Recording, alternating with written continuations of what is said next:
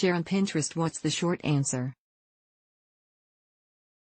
People tend to associate sugaring with waxing because they're both hair removal techniques that lift hair from the root, as opposed to shaving, which only removes hair from the surface layer of the skin. Despite their similarities, there are some key differences between sugaring and waxing: the direction they are applied and removed. With sugaring, the sugar is applied in the opposite direction of hair growth and then removed the same direction as hair growth. With waxing, the wax is applied in the same direction of hair growth and removed in the opposite direction. Because of this, the results can differ greatly. Quick comparison chart: sugaring, waxing mixture. Ingredients: sugar, lemon, and water. Beeswax, resin, oils, and other additives. Application process: applied against hair growth and removed with hair growth. Applied with hair growth and removed against hair growth. Pain level: moderate to severe. Potential side effects: minimal bumps and irritation. Some irritation, bumps, and potential ingrown hairs. Results: last 3 to 4 weeks. 3 to 4 weeks. Average cost from $15 for facial to $100 for full legs. From $10 for facial to around $70 for full leg. Skin type: best for sensitive skin types. All skin types. Hair type: all hair types. All hair types. Hair length: 1/4-1/2 an inch, 1/4 of an inch to 1/2 an inch. What's in the mixture? Sugaring paste is made with a simple mixture of lemon, water, and sugar. The ingredients are heated together to form a candy-like consistency and applied in this form to the skin. Wax mixtures are slightly different. Hard waxes, which are applied to the skin and removed after cooling, are usually made from a mixture of beeswax, resin, and oils. Soft wax, which requires cloth or strips to remove, is made with rosin, oils, and other additives. What's the process like? The process differs greatly between sugaring and waxing. With sugaring, the cooled paste is applied to the skin in the opposite direction of hair growth. It's then removed in the direction of hair growth in quick, small pulls. Because the sugar only exfoliates the surface of skin, it can be reapplied multiple times to the same area of skin. Waxing is much more methodical. Both hard and soft wax mixtures are applied in the same direction as hair growth. Once the substance cools and slightly hardens, it's removed in the opposite direction of hair growth. Due to how it's removed, some waxes can be harsh on skin and break shorter hairs instead of removing them from the root. To help prevent this, wax should only be applied to the same area once or twice. Are there any benefits? Outside of smooth, hairless skin, there are several long-term benefits for both sugaring and waxing. For starters, both sugaring and waxing are a form of exfoliation. The process removes dead skin cells from the surface while smoothing skin. Both waxing and sugaring remove hair from the root, and with continued upkeep the hair will grow back thinner and softer.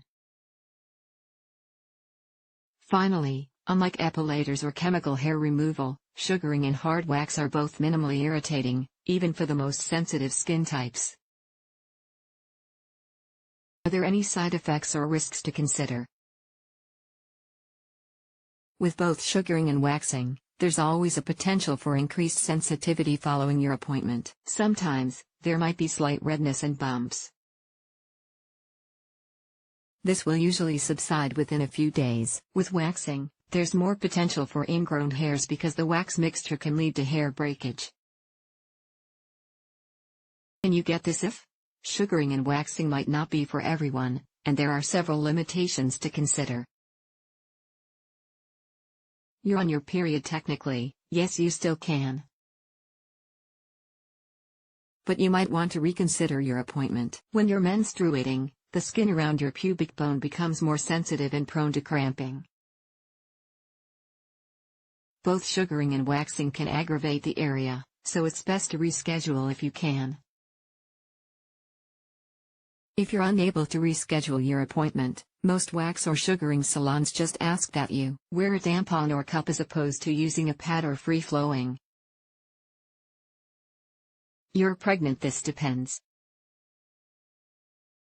It's always best to check with your doctor before sugaring or waxing, particularly during the last trimester when you might be most sensitive. But if your doctor is fine with it, you're free to do what you want. In this case, sugaring might be your best option, as some people report it to be less invasive and not as painful as waxing. You have genital piercings or tattoos. If you have a tattoo, both sugaring and waxing can help lightly exfoliate the dead skin cells from the top layer of your skin. On the other hand, if you have genital piercings, your sugaring or wax technician might ask for you to remove your jewelry prior to your appointment. If you can't remove the jewelry, they may not be able to remove the hair closest to the piercing. Is there anyone who shouldn't get this done?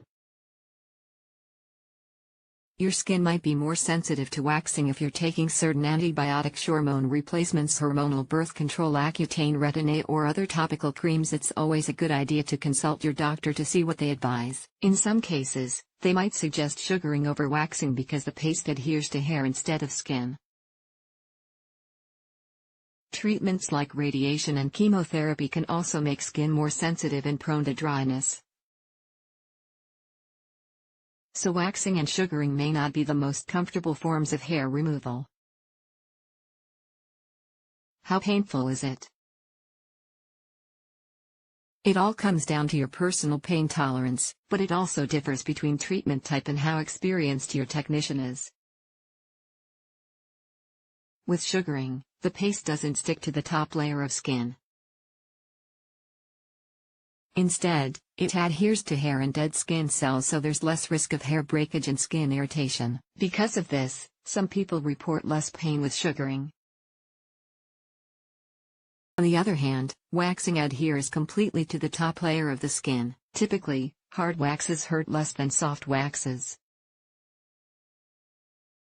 With both sugaring and waxing, the first appointment usually hurts the most. Because of the way your hair grows back, your second appointment might be much less painful.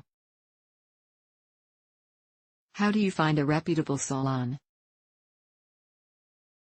Sugaring and waxing are usually done in separate salons that specialize in each individual technique. To find a reputable salon, look at recent reviews with a close eye on reports about cleanliness and professionalism. It's important to find a salon that doesn't skip out on sanitary practices like gloves and clean applicators. Most reputable salons will also have you fill out a client questionnaire to understand your wants and needs before coming in. What should you do before your appointment? Skin prep for sugaring and waxing is essentially the same. Grow your hair out to 1/4 inch long. This process usually takes about 10 to 14 days. If it's longer than 1/2 inch, you might have to trim it before the appointment. Some technicians will trim the hair for an extra charge. A few days before your appointment, lightly exfoliate the area to remove dead skin cells and prevent ingrown hairs. The day before your appointment, avoid exfoliation, tanning, or hot baths, as these might make your skin dry or sensitive. The day of your appointment, come with clean, dry skin. Avoid wearing lotions or creams. To avoid further sensitivity, don't have any caffeine or alcohol and take an over-the-counter pain reliever 30 minutes before.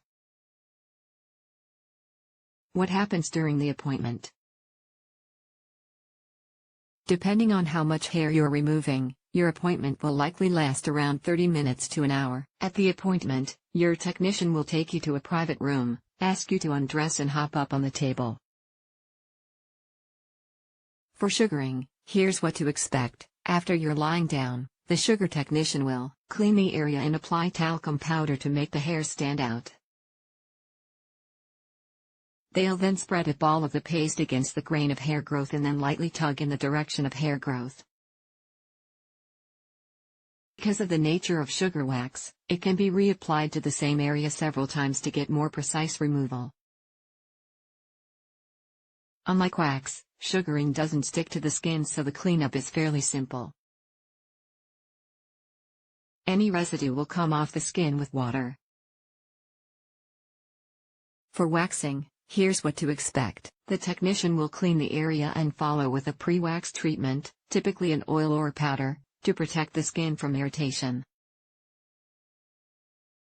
Next up, the technician will spread a thin layer of the wax in the same direction as hair growth. To remove, they'll either use paper or cloth, for soft waxes, or remove the entire strip of wax itself, for hard waxes, going against the grain of hair growth. Because of this method, hair is more prone to breakage. Since wax adheres to skin, it's only applied to single the area once or twice to avoid further irritation. Once all the hair is removed, they'll soothe the area with a serum or lotion. This also prevents ingrown hairs. If there's any leftover wax residue, they'll remove it with an oil-based cleanser. What should you keep in mind immediately after your appointment? For 24 hours after sugaring or waxing, keep in mind that your skin might be more sensitive. Avoid direct contact with the sun, such as tanning. And avoid hot baths, further exfoliation, and working out. All of these could aggravate the skin. What can you do to minimize ingrown hairs and other bumps? You can return to exfoliating about 48 hours after your appointment. Aim to exfoliate 2 to 3 times a week to help prevent ingrown hairs between appointments. Some people prefer sugaring because the method cleans out hair follicles, removing dead skin cells and dirt which can lead to ingrown hairs. How long will the results last? On average, results from both sugaring and waxing last around the same time. It ultimately comes down to how fast your hair grows and how dark your hair is, but usually each session will last around 3 to 4 weeks. If you keep up a regular hair removal schedule, the removal process should become less painful and easier over time. Some people even report less hair growth over time, though this isn't true for everyone. The bottom line: both sugaring and waxing can be great forms of hair removal if you're looking for lasting results. There's no clear winner between the two, because it's ultimately down to preference. Those with sensitive skin types might prefer sugaring because of its gentler nature and more natural formulation. If you're unsure which to try, read reviews and chat with friends who have tried either process to get their opinions. You can also schedule a consult with the salon you're considering. Jen Anderson is a wellness contributor at Healthline. She writes and edits for various lifestyle and beauty publications, with bylines at Refinery29, Birdie, Maida Man, and Bare Minerals. When not typing away, you can find Jen practicing yoga, diffusing essential oils, watching Food Network, or guzzling a cup of coffee. You can follow her NYC adventures on Twitter and Instagram.